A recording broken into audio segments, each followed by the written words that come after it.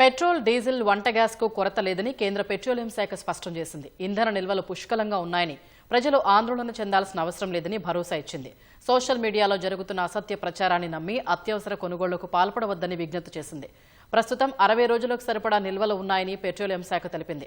దేశవ్యాప్తంగా సుమారు 1,00,000కు పైగా పెట్రోల్ బంకులు యథావిధిగా పనిచేస్తున్నాయని, సరఫరాలో ఎలాంటి అంతరాయం లేదని పేర్కొంది. సోషల్ మీడియాలో జరుగుతున్న తప్పుడు ప్రచారం వల్లే ప్రజలు పెట్రోల్ బంకుల వద్ద క్యూ కడుతున్నారని పేర్కొంది. దేశీయంగా ఎల్పీజీ ఉత్పత్తి 40% పెరిగిందన్న కేంద్రం రోజు 50 లక్షల సిలిండర్లను చమురు సంస్థలు డెలివరీ చేస్తున్నాయని తెలిపింది. మరోవైపు పీఎన్జీకి మారాలన్న సూచనపై కేంద్రం వివరణ ఇచ్చింది. మార్కెట్లో పీఎన్జీ చౌకగా లభ్యం కావడంతో పాటు పర్యావరణానికి అనుకూలమని తెలిపింది. అందుకే అందుబాటులో ఉన్న చోట పీఎన్జీకి మారాలని సూచించినట్లు కేంద్రం తెలిపింది. పశ్చిమాసియా ఉద్రిక్తతల వేళ ముడి చమురు ధరలు పెరగడంతో భారత్లోని అతిపెద్ద ప్రైవేటు ఇంధన retailer Nayara energy petrol, diesel ధరల్ని పెంచింది. పెట్రోల్ ధర లీటరుకు ₹5, డీజిల్ ₹3 చొప్పున పెంచింది.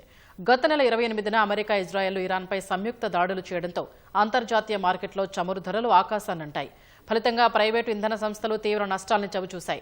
ఈ నేపథ్యంలోనే నయారా ఎనర్జీ ఇంధన ధరల్ని పెంచినట్లు తెలుస్తోంది. దేశవ్యాప్తంగా నయారా సంస్థకు సుమారు 6,967 పెట్రోల్ బంకులు ఉన్నాయి.